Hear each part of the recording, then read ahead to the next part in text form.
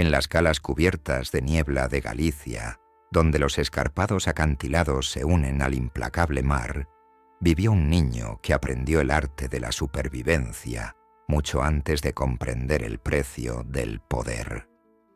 Laureano Ubiña nació en el pequeño pueblo costero de Cambados, un lugar donde el aire olía a sal y a secretos, y donde la línea entre el bien y el mal nunca fue tan clara como las olas rompiendo contra la orilla. El suyo fue un origen humilde, hijo de pescadores, criado en un mundo donde los sueños a menudo se los tragaba la marea. Pero para Laureano siempre hubo un susurro de algo más grande, una llamada silenciosa a superar la oscuridad de sus circunstancias. En la España de los años 50, bajo el yugo de un dictador en decadencia, la vida era una apuesta arriesgada. El país se tambaleaba al borde de la transformación, pero en Galicia las cosas avanzaban con más lentitud. La pobreza era palpable, las oportunidades escasas, pero el mar siempre había sido un proveedor para quienes estaban dispuestos a aprovechar lo que ofrecía. Y para el joven Laureano, el mar ofrecía más que pescado. Ofrecía la oportunidad de desaparecer, de sumergirse en las aguas oscuras donde nadie podía encontrarte, donde podías convertirte en algo que nadie esperaba. A los 15, mientras otros chicos de su edad jugaban o estudiaban para un futuro que parecía más un mito que una realidad, Laureano ya se abría paso por los caminos secundarios del comercio. No se limitaba a repartir mercancías de un pueblo a otro. Aprendía el arte del trueque y la negociación, dominando la delicada armonía entre lo permitido y lo posible. El mercado era negro, pero el dinero era real, y en una tierra donde la supervivencia a menudo dependía de la capacidad de saltarse las reglas, Laureano aprendió rápido. A los 16 ya no era solo un mensajero. Era comerciante, operador y, en poco tiempo, contrabandista. Era el mercado negro lo que mantenía unida a España en su estado fracturado y desmoronado. Era el alma de quienes ansiaban que el cambio llamara a su puerta. Y para un niño como Laureano, era el único mundo con sentido. Era un mundo donde todo era negociable, donde el tabaco, el alcohol y el gasóleo circulaban por manos invisibles, escabulléndose ante los ojos de un gobierno demasiado débil para controlar la periferia. Pero Laureano no era un contrabandista más. Era un visionario. Su ansia de riqueza no se limitaba al dinero. Se trataba de crear un espacio donde pudiera existir sin límites, donde pudiera superar las limitaciones de su nacimiento. El punto de inflexión llegó cuando apenas tenía 18 años. Había una nueva moneda en la ciudad: los cigarrillos estadounidenses. En aquel entonces, el gobierno español había impuesto altos aranceles a los productos extranjeros, especialmente al tabaco, lo que lo convertía en el producto perfecto para el contrabando. Laureano vio una oportunidad. La ruta era sencilla: Gibraltar, Andorra, barcos desde Estados Unidos. El flujo era constante y la demanda de cigarrillos de lujo entre la élite española, insaciable. Laureano se convirtió en el hombre que podía conseguirte lo que querías, cuando lo querías. Los rumores en las trastiendas de Cambados se hicieron más fuertes, y pronto su reputación se extendió por toda la región. No solo era conocido por su éxito, sino también por su enfoque metódico. Entendía el juego mejor que la mayoría. Tenía una mente especial para la logística, para la cuidadosa coordinación de personas y rutas. Lo que lo diferenciaba de otros contrabandistas era su habilidad para permanecer invisible, para mantener sus operaciones ocultas incluso a plena vista. En una tierra donde todos tenían un precio, Laureano sabía cómo pagarlo. Había construido una red de personas, pescadores, policías, dueños de bares, incluso políticos, que mantendrían sus secretos a salvo. A cambio, los enriqueció. Se convirtió en el mecenas de muchos, el protector de otros y en un constructor de imperios en ciernes. Pero a medida que su riqueza crecía, también lo hacía el peligro. Cada trato era una apuesta, cada envío un riesgo. La Guardia Civil empezó a cercarlo, pero cuanto más buscaban, más escurridizo se volvía Ubiña. Su habilidad para navegar por la densa red de informantes, leales y lugareños que conocían el terreno como la palma de su mano, lo mantenía un paso por delante. Y a medida que los vientos políticos cambiaban, el régimen de Franco se debilitaba, España avanzaba lentamente hacia la democracia, el país se vio incapaz de controlar sus fronteras, sus costas, su gente. Galicia, donde la ley era un concepto lejano y la supervivencia un desafío diario, se convirtió en un refugio para quienes, como Ubiña, prosperaban en las grietas de la sociedad. Su ascenso fue inevitable. Ya no se trataba solo del contrabando, se trataba de influencia, poder y las reglas tácitas que regían la vida en la sombra. Laureano Ubiña se convirtió en una figura legendaria, el hombre capaz de lograr resultados cuando nadie más podía. Para algunos, era un salvador, un proveedor en tiempos difíciles. Para otros, era el precursor de la corrupción, un símbolo de la delgada línea entre la supervivencia y la decadencia moral. Pero una cosa era segura. Ya no era un niño en bicicleta repartiendo mercancías.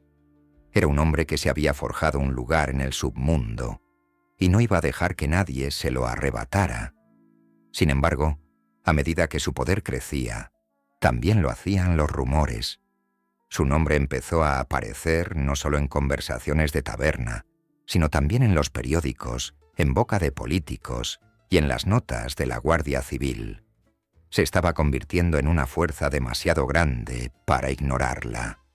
Su imperio se expandía, y con él, su visibilidad.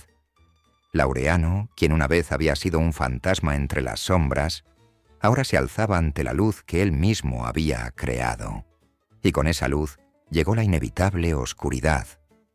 Rivales, enemigos y el lento e inevitable ajuste de la soga alrededor de su cuello.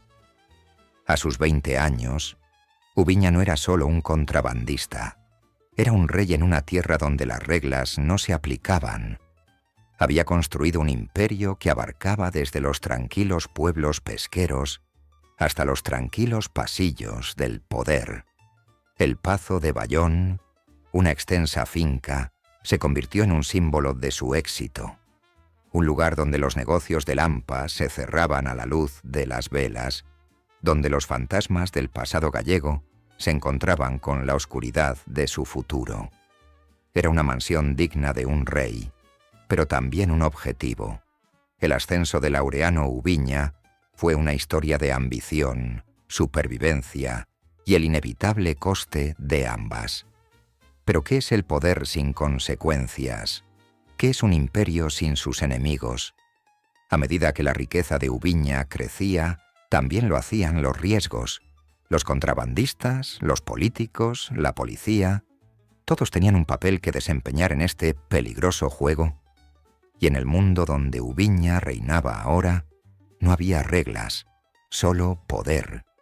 Y la pregunta seguía siendo, ¿hasta dónde llegaría Laureano Ubiña para conservarlo? El viento aullaba por las estrechas calles de Galicia, cargando con el peso de un mundo hermético que la mayoría jamás vería. El mundo que Laureano Ubiña había construido de la nada, susurro a susurro. Para cuando tenía 20 y pocos años, Ubiña ya no era solo un nombre, era el pulso de un submundo que se extendía desde las costas de Cambados hasta los rincones más recónditos de la sociedad española. El aire estaba cargado de olor a sal, sudor y tabaco, y en medio de todo, Laureano se alzaba más alto de lo que nadie podría haber imaginado. Ya no era un niño en bicicleta con mercancías que repartir. Era un rey, gobernando un imperio forjado en las sombras, donde ninguna ley Ningún gobierno, ninguna fuerza podía tocarlo. En las décadas de 1960 y 1970, España era un país al borde del colapso. La dictadura de Franco comenzaba a perder fuerza y se avecinaban vientos de cambio, pero no en Galicia. Aquí, entre las escarpadas colinas y las costas olvidadas, persistían las antiguas formas de vida. La ley estaba tan distante como el sol en invierno, y el Estado nunca llegó a los confines del país. Fue aquí donde Ubiña prosperó, en un lugar donde todo se compraba y se vendía, donde el silencio se compraba con monedas y la lealtad se ganaba en secreto. A medida que su reputación se extendía, Ubiña se convirtió en algo más que un simple contrabandista. Se convirtió en un símbolo de algo más oscuro, algo más peligroso. No se limitaba a transportar tabaco por mar. No, eso era demasiado simple para alguien como él. Estaba orquestando toda una economía sumergida, una que se filtraba en el tejido mismo de la sociedad. Su alcance se extendía más allá de la guarida del contrabandista. Se extendía a los pasillos del poder, a los bolsillos traseros de políticos locales, policías e incluso figuras de la Iglesia Católica. Sabía cómo ejercer su influencia. Entendía que el poder no provenía solo del dinero, provenía del control, de la capacidad de doblegar a la gente sin que se dieran cuenta. Fue en este punto que Ubiña empezó a aspirar a más. El Pazo de Bayón, una antigua e imponente mansión, se convirtió en el símbolo de su éxito. Un lugar donde la línea entre el delito y el negocio legítimo se difuminaba irremediablemente. Allí, en medio de la grandeza de la finca, los tratos no se hacían con pluma y papel, sino con un apretón de manos, una botella de vino y una promesa. Ya no se trataba solo de contrabando. Era un juego de poder, de política y de supervivencia. Ubiña se había convertido en el arquitecto de su propio imperio, construyendo una red de leales e informantes tan vasta que ni siquiera las figuras más poderosas de España podían ignorarlo. Pero un gran poder conllevaba una gran vulnerabilidad. Cuanto más ascendía Ubiña, más ojos se posaban en él.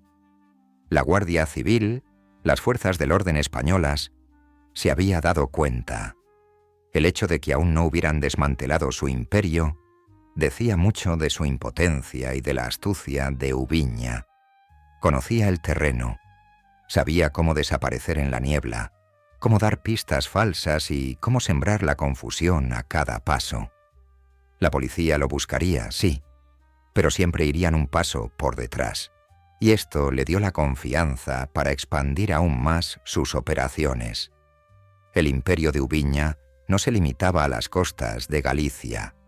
La demanda de tabaco de contrabando crecía, al igual que los riesgos. Empezó a forjar vínculos con otras organizaciones criminales, rivales, dirían algunos.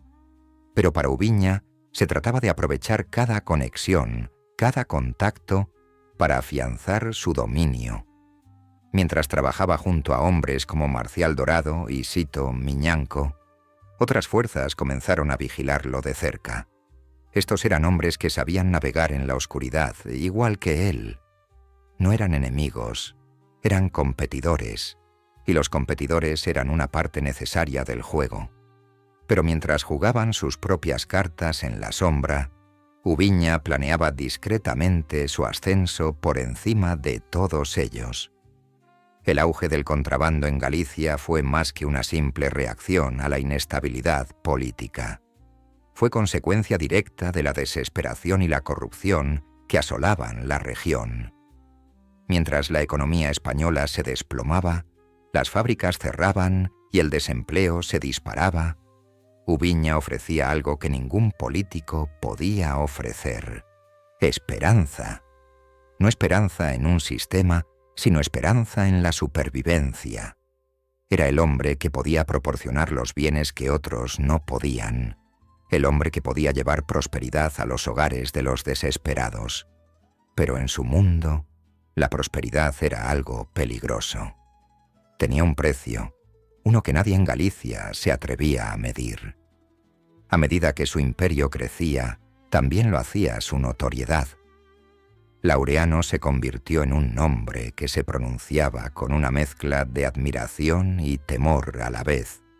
En las tabernas, la gente brindaba por su éxito, aunque también temía lo que sucedería si lo traicionaban.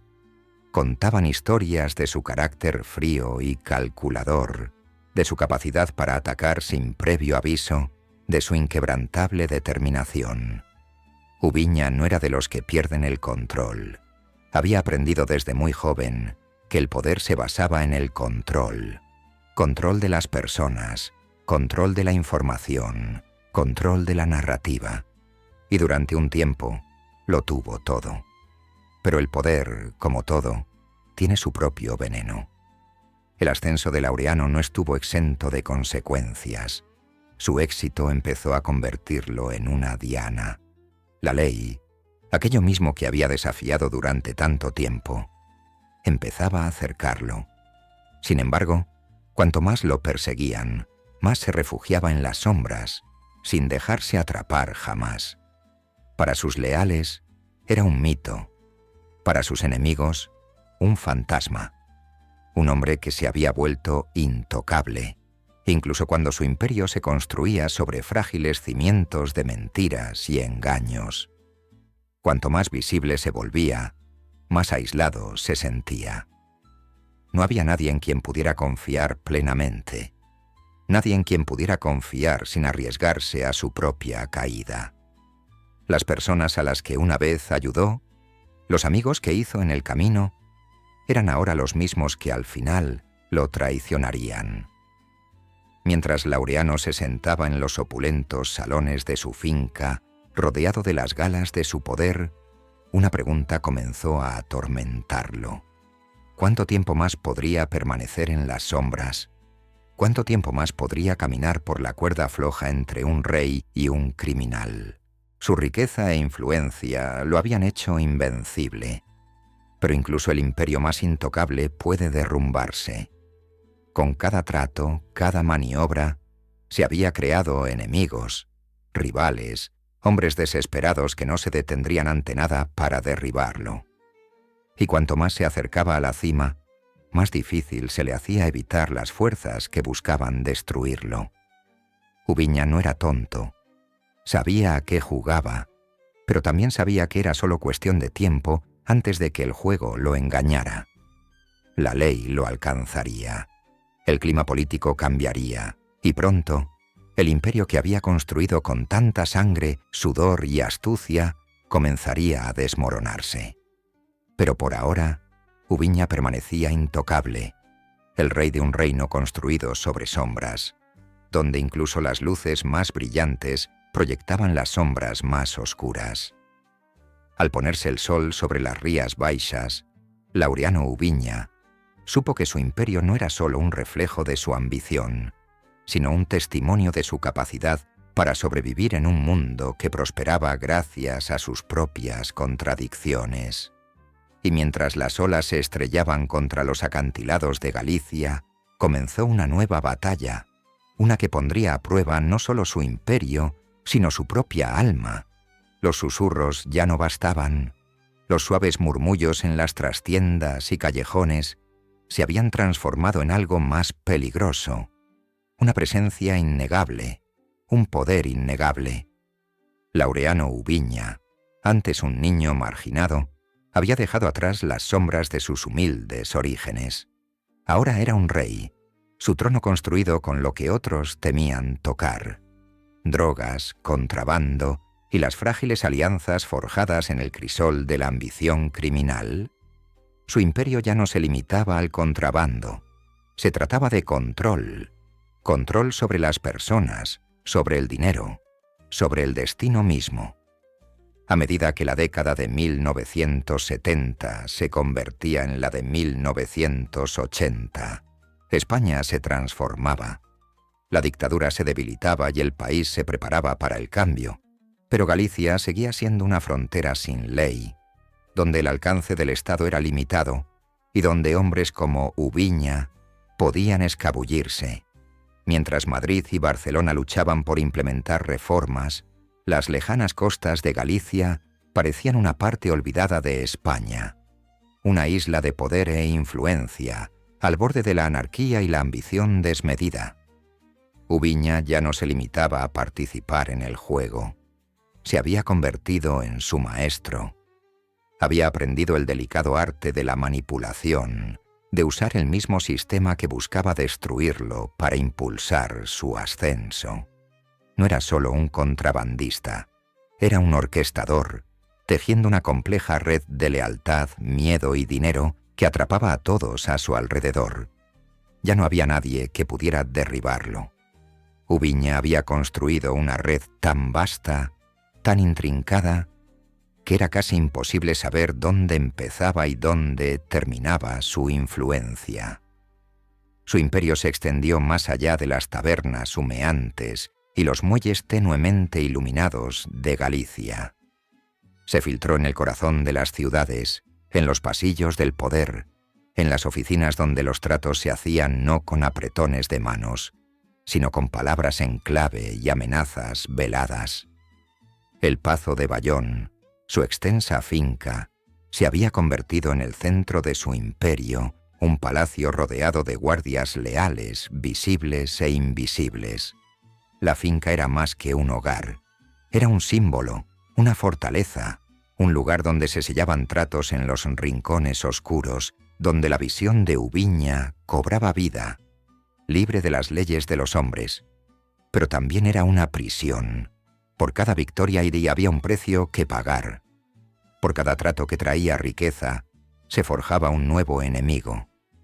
Cuanto más ascendía Ubiña, más visible se hacía su poder, y con él la constante amenaza de traición.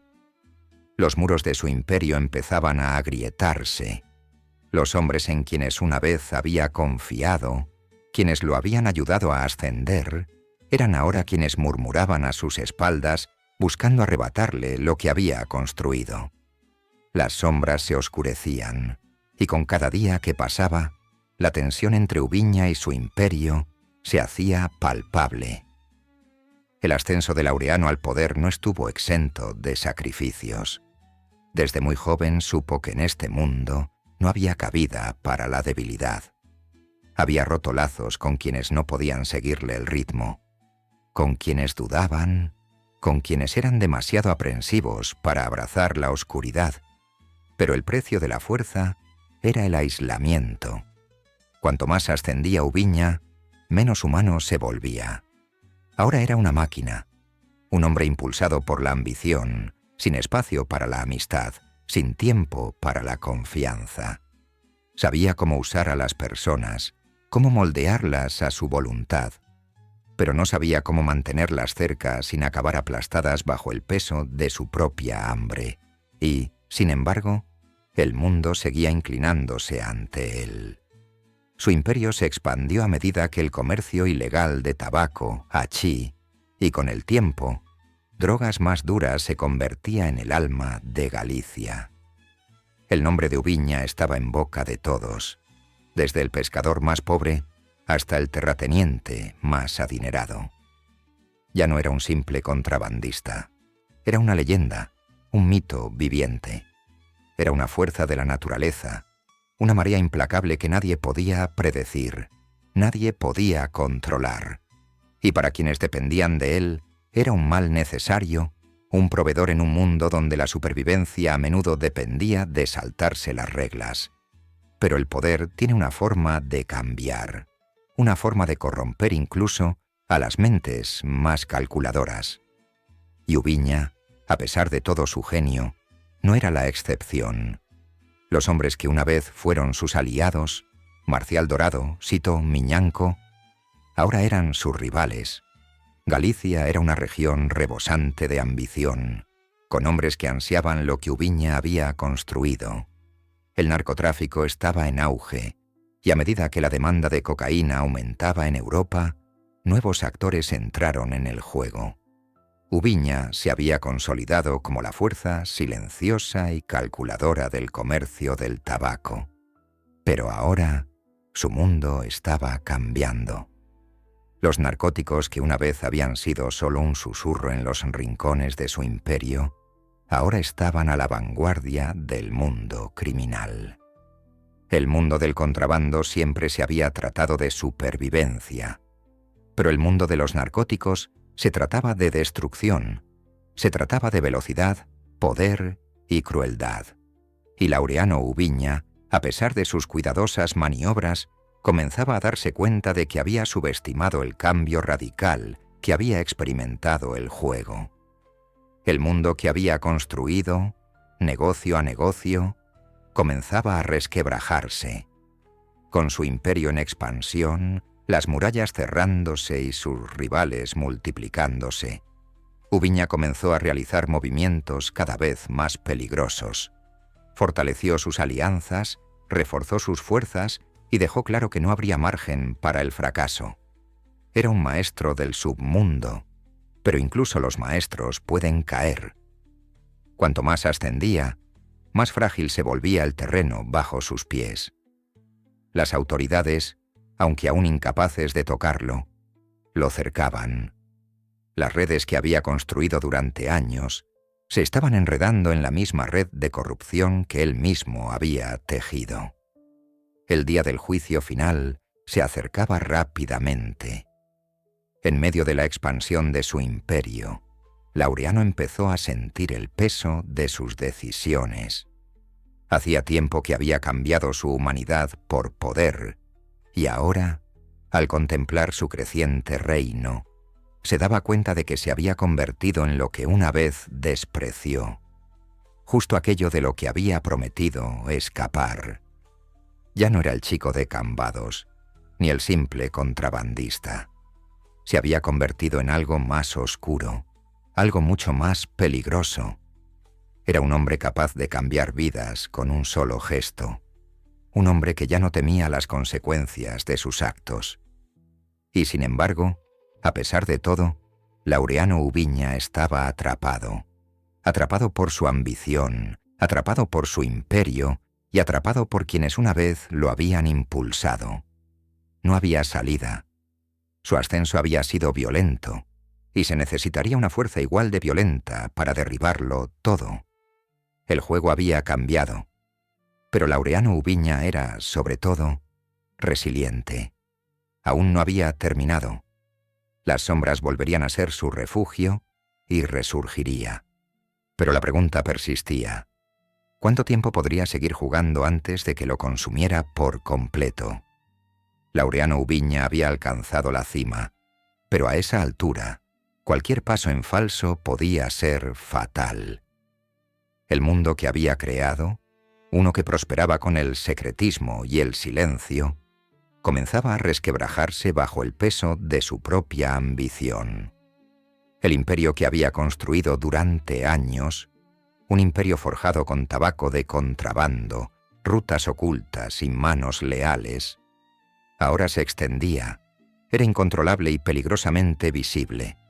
Ubiña había ascendido en la jerarquía gracias a su habilidad para desaparecer a plena vista, a su capacidad para doblegar a los demás con una mirada, una palabra, una promesa. Pero el poder es una bestia que exige más con cada victoria. Se alimenta de la ambición, se alimenta de la paranoia y al final lo consume todo. El auge de los narcóticos, el poder puro y la rápida ganancia de la cocaína. Fue un punto de inflexión. Y a pesar de toda la meticulosa planificación de Ubiña, a pesar de todo su dominio sobre el comercio del tabaco, no estaba preparado para la devastación que esta nueva droga traería a su imperio.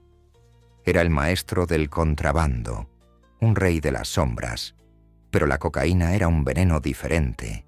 La velocidad, el riesgo, la violencia del juego, era todo lo que Ubiña nunca había tenido que enfrentar. Su dominio sobre el comercio ilegal del tabaco, que había sido una máquina bien engrasada, estaba a punto de colisionar con el caos de un mercado de narcóticos que no conocía límites, moralidad ni lealtad. Había más en juego ahora. Su imperio, antaño tan cuidadosamente organizado, se tambaleaba al borde del colapso. La llegada de nuevos actores, hombres más jóvenes, más ambiciosos y más brutales que él, alteró la situación. Sito Miñanco, Marcial Dorado, los Charlines, ya no eran solo competidores, eran depredadores que acechaban, esperando el momento en que Ubiña perdiera el control. Y en ese momento, atacarían. Laureano ya no era el único que dominaba las sombras. Estos nuevos hombres, impulsados por una ambición temeraria que Ubiña había comprendido, estaban más que dispuestos a derribar todo lo que él había construido para reclamar su trono. Pero Ubiña, siempre estratega, no ignoraba el peligro. Lo veía venir, lo sentía en el aire, los sutiles cambios de rumbo que le indicaban que ya no era el único rey de Galicia. Su imperio antaño unido por la lealtad y el miedo era ahora una estructura desmoronada, con sus cimientos erosionados por la codicia y la traición. Hombres en los que una vez había confiado, hombres que habían comido a su mesa, ahora murmuraban a sus espaldas, conspirando para ocupar su lugar. A medida que su riqueza e influencia crecían, también lo hacían los rumores de su inevitable caída. El mismo poder que lo había elevado a la cima, ahora amenazaba con destrozarlo. En medio de esta creciente tormenta, la vida personal de Laureano comenzó a reflejar el caos que lo rodeaba. Su primera esposa, Rosa María Otero, la mujer que lo había apoyado durante el ascenso, había comenzado a desaparecer.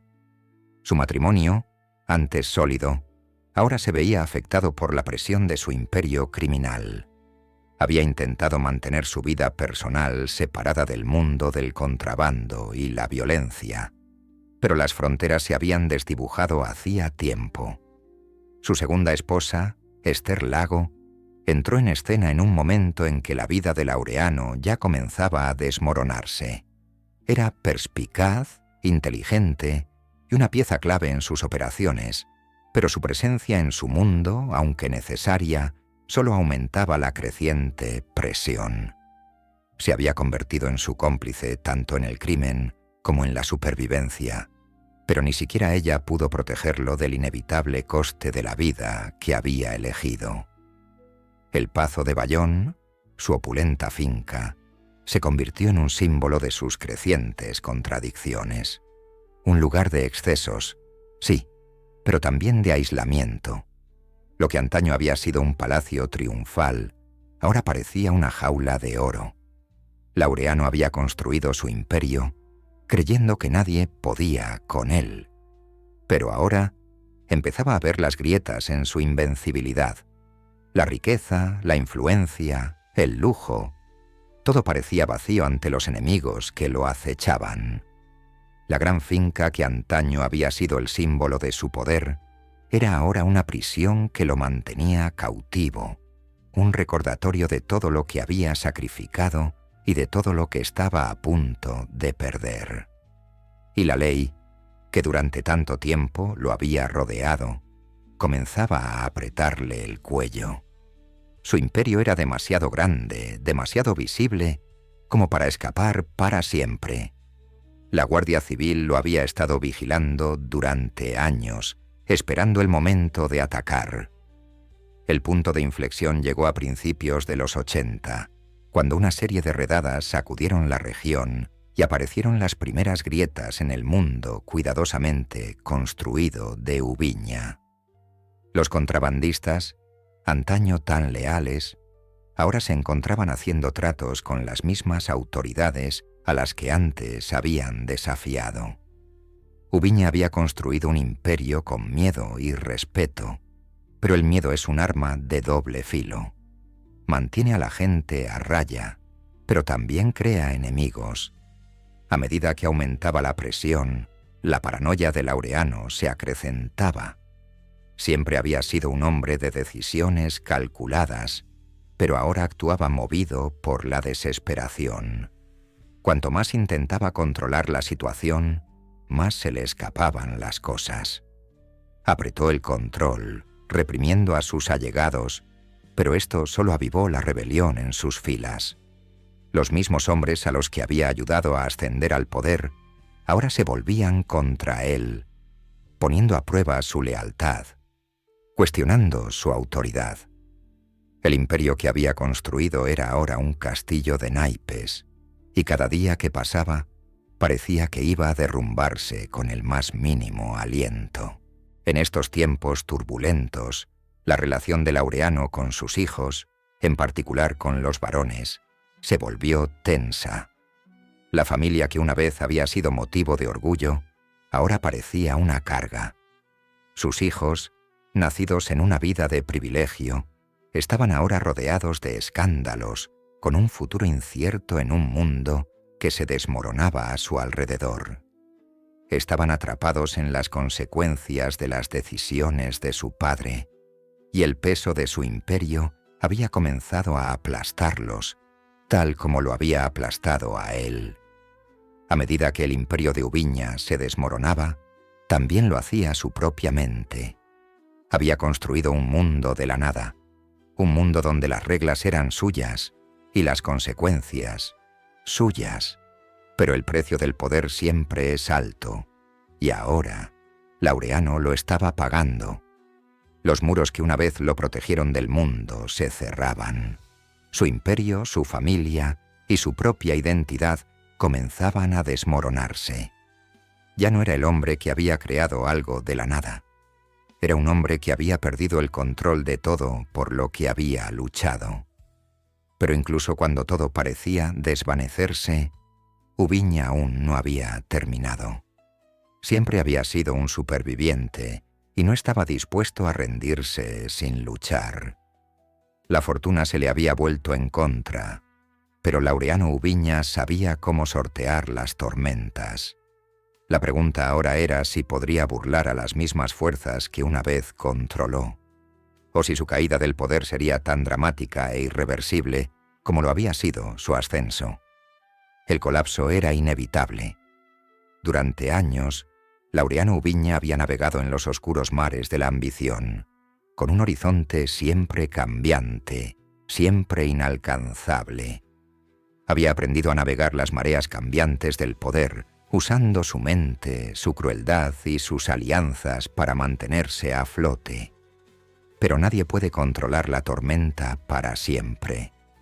El imperio que había forjado con la mente más aguda y el corazón más frío comenzaba a hundirse, no con una sacudida repentina, sino con la lenta e implacable erosión de la confianza, la lealtad y el miedo. A principios de la década de 1990, el mundo que Laureano había llegado a controlar ya no era un mundo que operaba en las sombras. El narcotráfico se había convertido en un monstruo propio, más violento, más impredecible y mucho más allá de su alcance. La cocaína, la droga que había comenzado a infiltrarse en su mundo, se había convertido en un imperio. Ya no se trataba solo de tabaco, contrabando o incluso dinero. Se trataba de dominación, caos y las vidas que destruía en el camino. Y ahora, Ubiña se encontraba al borde del precipicio, con su imperio desmoronándose bajo sus pies mientras la tormenta del nuevo narcotráfico rugía sobre él.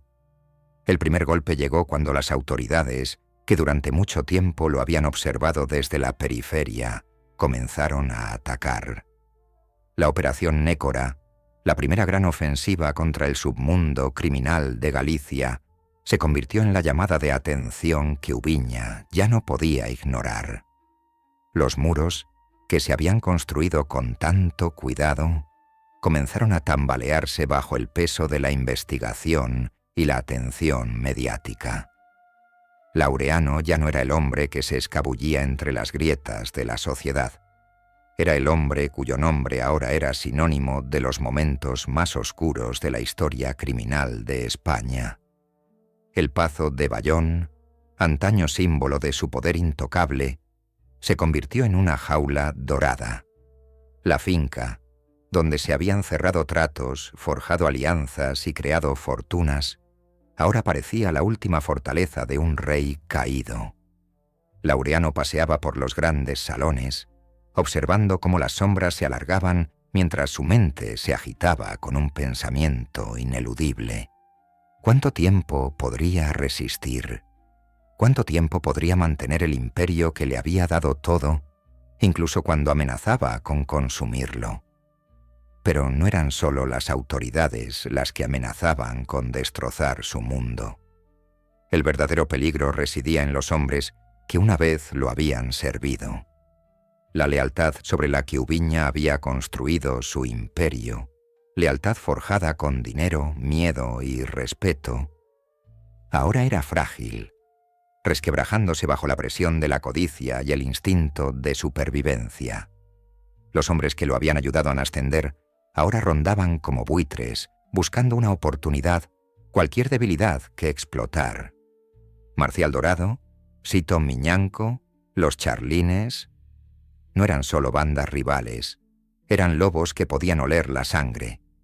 En cuanto vieron las grietas en su imperio, actuaron, esperando que se revelara el acto final de debilidad, la traición, la misma que había guiado a Ubiña durante su ascenso al poder, era ahora su destino.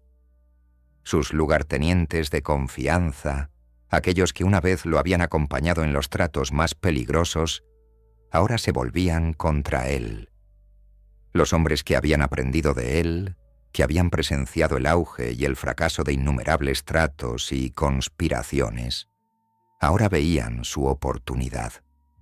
Habían aprendido del maestro, pero su lealtad siempre había sido condicional.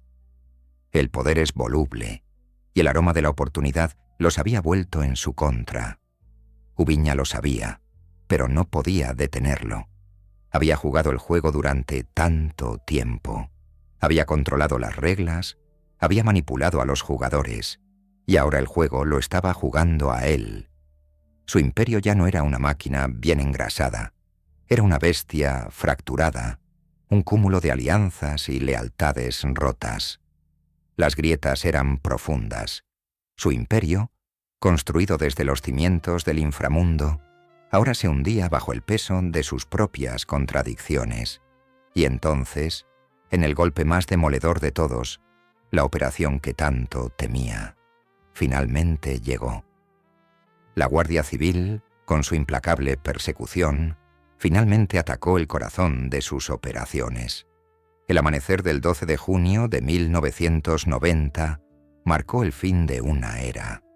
La Operación Nécora había llegado a por él, y esta vez no había escapatoria.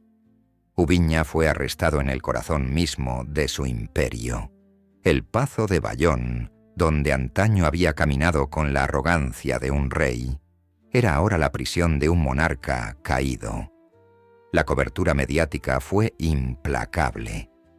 Los flashes de las cámaras iluminaron el desfile de Ubiña, esposado y escoltado por la Guardia Civil ante el público. Fue un espectáculo. Un hombre que antes controlaba las sombras, era ahora un espectáculo público. Cada uno de sus movimientos capturados a la luz de los flashes. Su caída se había convertido en el entretenimiento del país. El público, antes asombrado por su poder, ahora se deleitaba con su humillación. Para ellos, ya no era un rey. Era un criminal, un símbolo de todo lo malo del sistema. Un hombre que había ascendido demasiado alto, demasiado rápido, y había sido derribado con brutal eficacia. Pero la caída de Ubiña no significó solo el fin de un imperio. Se trató del fin de un hombre. El hombre que una vez fue intocable, que se movía entre las sombras con gracia y astucia, ahora era una figura de lástima. Su imperio fue desmantelado, su familia destrozada, su nombre mancillado. Lo que una vez fue un mundo donde cada decisión llevaba el peso de su genio, ahora se sentía como un peso sobre sus hombros, hundiéndolo en la oscuridad que con tanto cuidado había evitado. En los años siguientes, A medida que los juicios se prolongaban y el circo mediático continuaba, Laureano Ubiña se convirtió en una sombra del hombre que una vez fue. Su familia, antaño la base de su imperio, ahora estaba destrozada. Su segunda esposa, Esther Lago, quien había sido su cómplice en el crimen y en la vida, tuvo que reconstruir su imperio destrozado.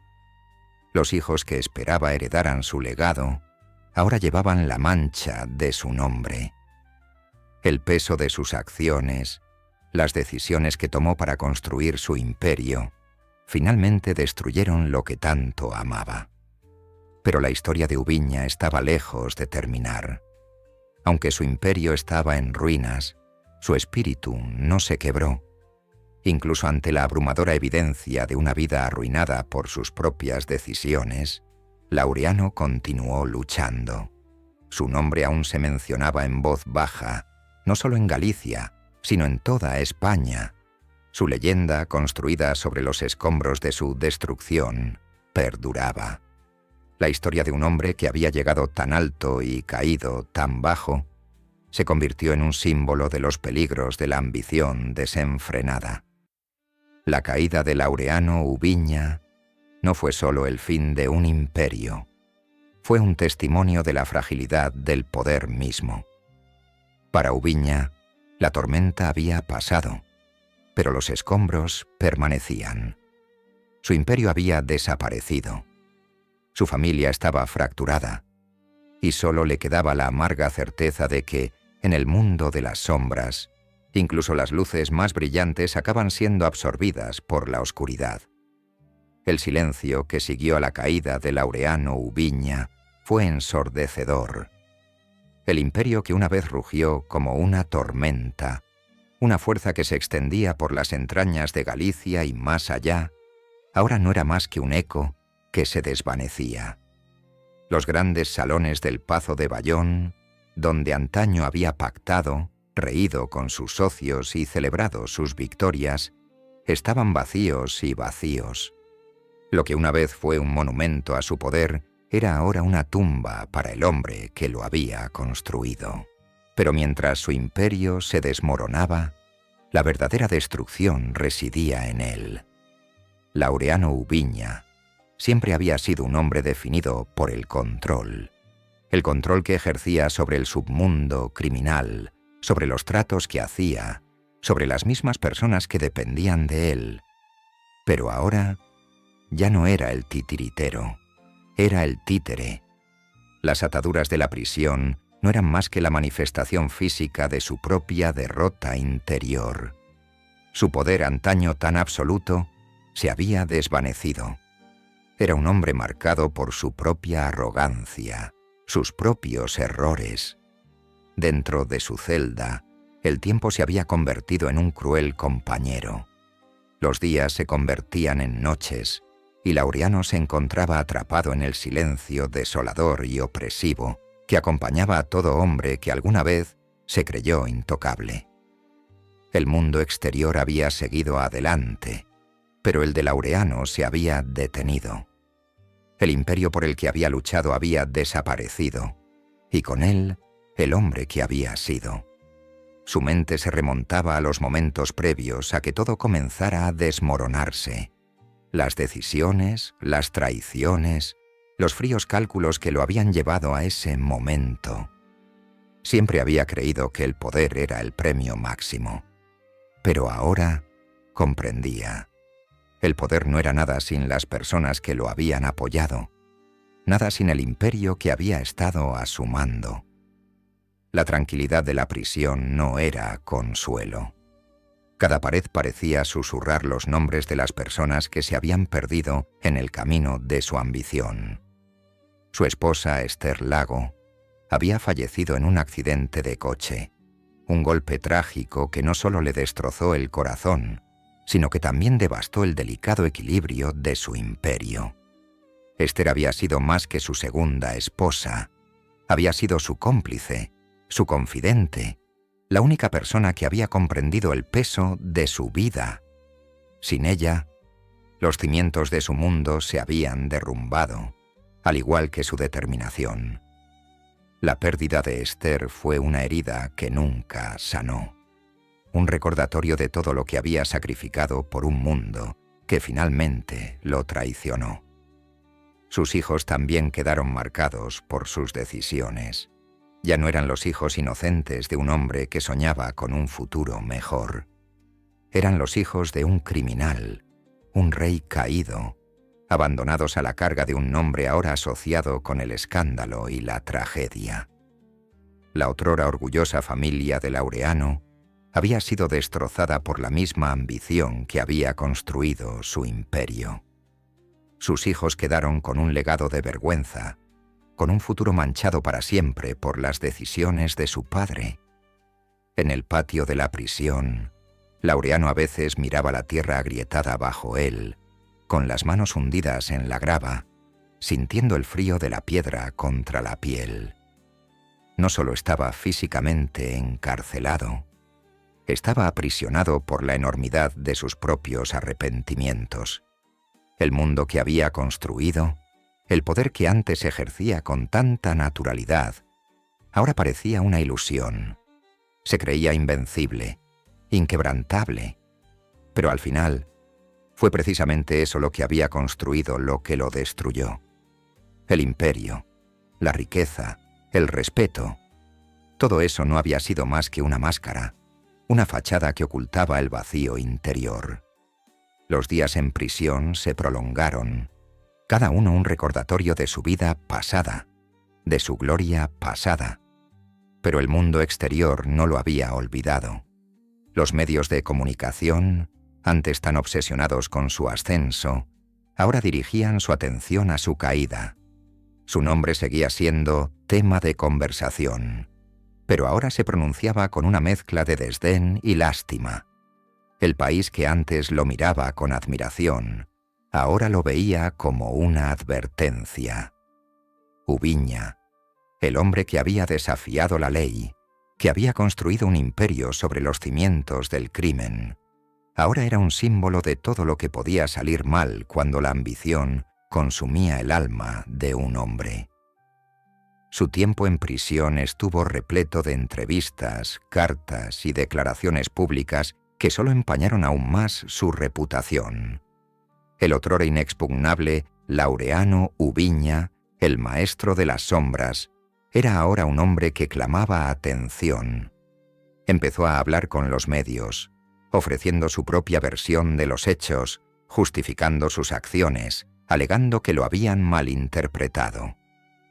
Pero ya era demasiado tarde. El mundo ya había decidido quién era. Era el villano de una historia que ya no le correspondía controlar. Había jugado el juego y perdido, y ahora vivía las consecuencias de su propia destrucción. Pero lo que más le dolió no fue la pérdida de su imperio, ni la traición de sus amigos y familiares, sino darse cuenta de que se había convertido exactamente en lo que temía. Se había convertido en un fantasma en su propia vida. El hombre que una vez infundió miedo y respeto era ahora un hombre que ni siquiera podía controlar su propio futuro. Los muros que lo confinaban eran más que solo físicos. Eran un reflejo de los muros que había construido a su alrededor. Los muros que le habían impedido ver la verdad de lo que se había convertido. A pesar de toda su riqueza y todo su poder, Ubiña nunca conoció la paz. Pasó su vida persiguiendo sombras, construyendo algo que, al final, jamás perduraría. El imperio había desaparecido, su familia estaba fracturada y su nombre ya no era venerable. Había sido el rey de las sombras, pero éstas se habían vuelto contra él. Y ahora, en la quietud de su celda, sin nada más que sus recuerdos, Laureano Ubiña debía afrontar la dolorosa verdad. No había escapatoria a las consecuencias de una vida construida sobre mentiras. Su legado, tal como era, se había convertido en una carga.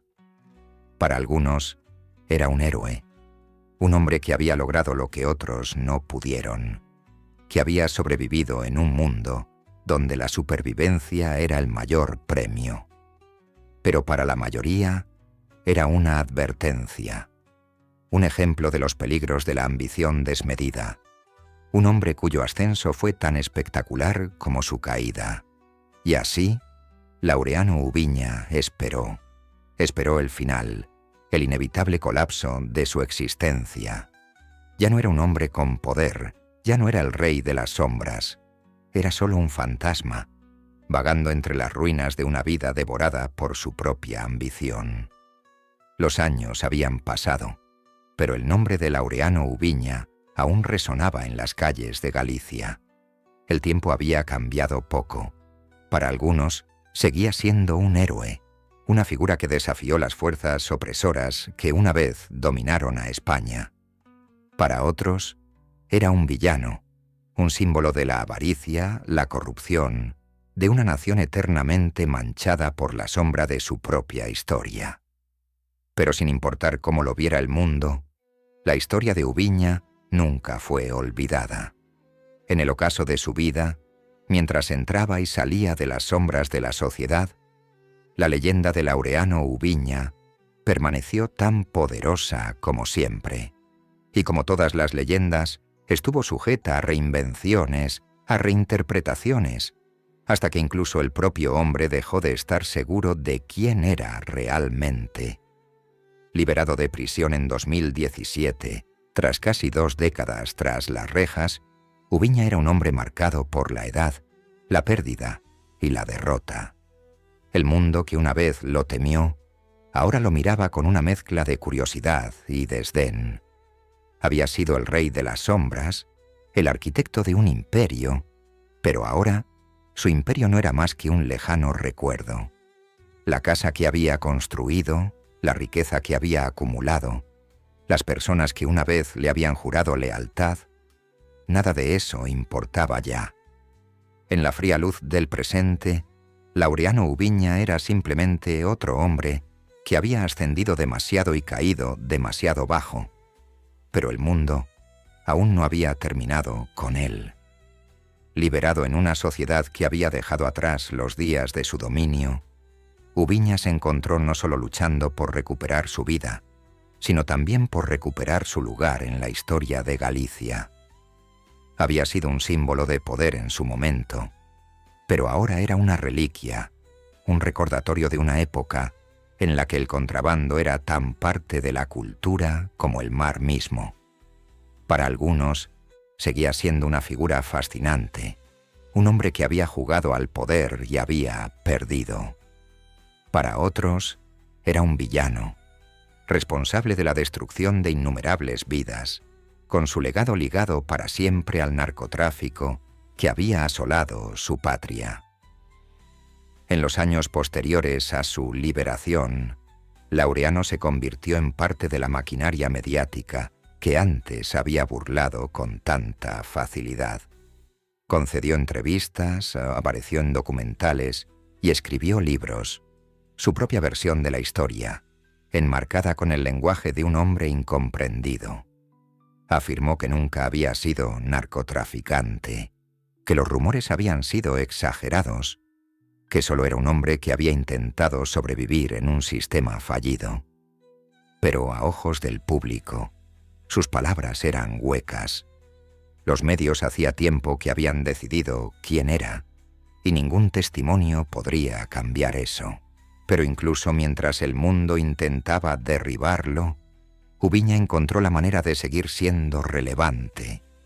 Se convirtió en un símbolo no solo de la actividad criminal, sino también de la supervivencia.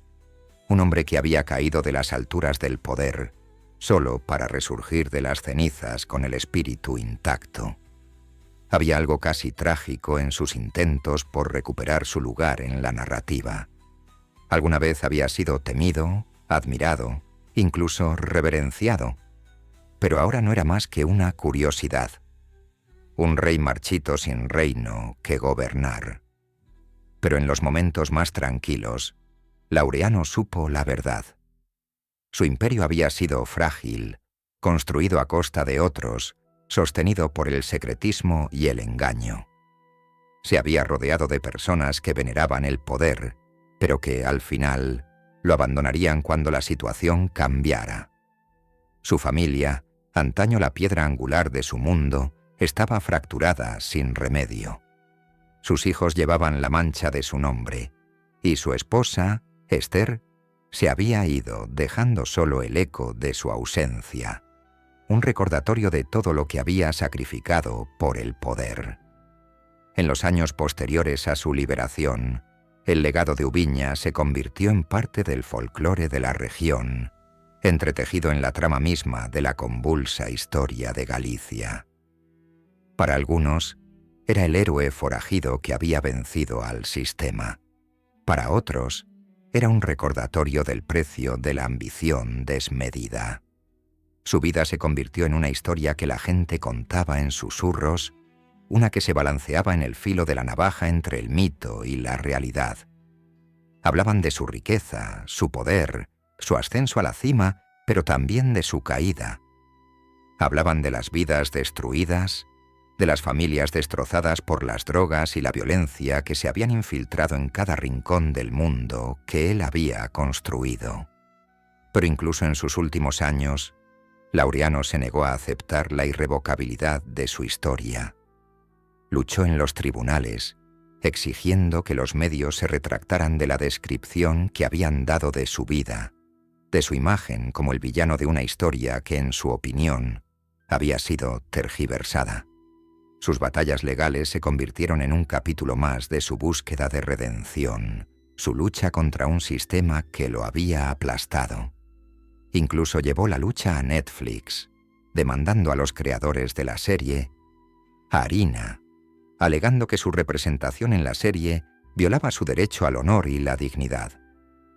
Para Laureano, la lucha nunca terminó. Había pasado toda su vida luchando contra fuerzas que escapaban a su control y al final seguía luchando.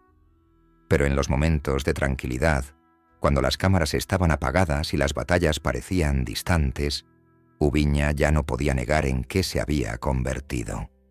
Había pasado décadas creando algo que finalmente lo destruyó. Había luchado por el poder, pero, al final, fue el poder lo que lo dejó vacío.